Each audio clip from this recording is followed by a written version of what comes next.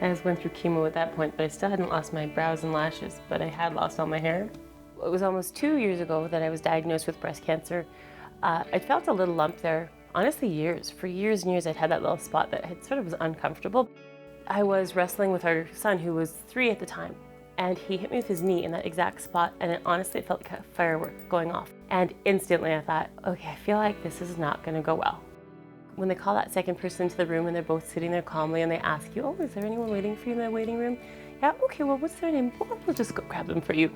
There's that moment where you kind of start thinking, okay, so this is how it's gonna go. And he came in and he said, it does look like there is something there that's definitely highly suspicious.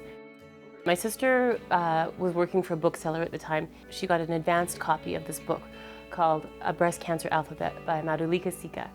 And this book is amazing. This book was phenomenal. What I liked about her approach was that she's very practical, which I can genuinely appreciate. And she was very real. What I wanted was more. The day that I went to see my surgeon to plan for my bilateral mastectomy, you're sitting in this very cold hospital room. The doctor comes in, you meet him for the first time, and you very calmly discuss this very strange thing that's about to happen to your body. You're about to have parts cut off. And then he leaves, and then this lady comes in with this very big sort of rolly suitcase. And she starts to hand you paper after paper after paper. It's all a very good black and white medical information. And let me be really clear, that black and white information is going to save your life. You listen to that stuff. What that pile of black and white paper didn't get me was really practical answers to things like, how do I talk to my kids? What phrases do I use? Or what things would be helpful to them? They were so little, they were so young, there was so much they didn't understand. I knew about cancer before, but I never thought it would happen to my family. Cancer came and went fast. It was tough because my mom used to take care of me, and then she couldn't. I went to the bookstore and I was so frustrated because there was no guide for a family.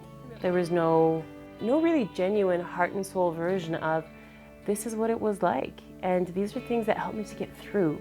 When it came time to, like, I finished going through treatment, all that kind of stuff, my hair is back, I've gone through reconstruction, and I felt like, okay, this story needs to come out now. And so I sat down at the computer and I started to write every experience that we'd gone through, the good, the bad, the ugly, and there were all of those. I wanted to write that story. I wanted to say, listen, it's gonna be really hard. You're gonna have days that you're gonna look in the mirror and your beauty is stripped away one step at a time. First, your breasts are gonna go, in my case.